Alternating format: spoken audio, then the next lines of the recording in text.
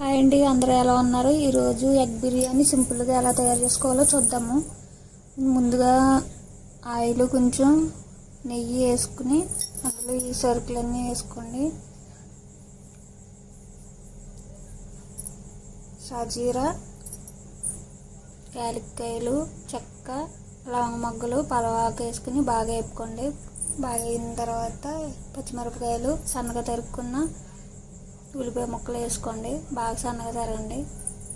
బాగా మగ్గనివ్వాలి. బాగా వేపిన తర్వాత ముందుగానే అందులో కొంచెం కారం, పసుపు, రుచికి సరిపడినంత ఉప్పు, అల్లం వెల్లుల్లిపాయ పేస్టు, బిర్యానీ మసాలా, హోమ్మేడ్ మసాలా అన్నీ వేసి కలుపుకోండి. కొంచెం మసాలా వేగిన తర్వాత ఉడకబెట్టుకున్న గుడ్లు వేసుకోవాలండి. ముందుగానే ఉడకబెట్టి ఉంచుకున్నాను నేను. ఘాట్లు పెట్టకండి, ఘాట్లు పెడితే ఎల్లోసన్న బయటకు వచ్చేస్తుంది.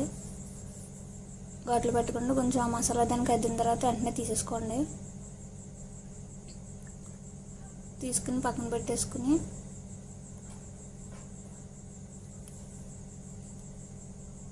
కొంచెం వేపుకోండి.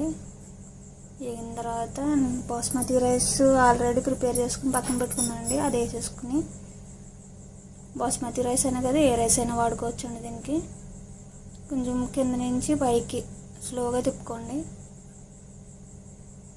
లేదంటే రైస్ ఇరిగిపోతుంది.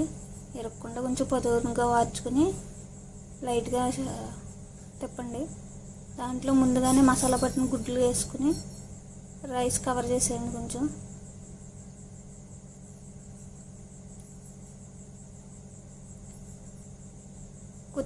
కొత్తిమీర వేసుకోండి కొద్దిగా ఉంటే, లేకపోతే పర్లేదండి.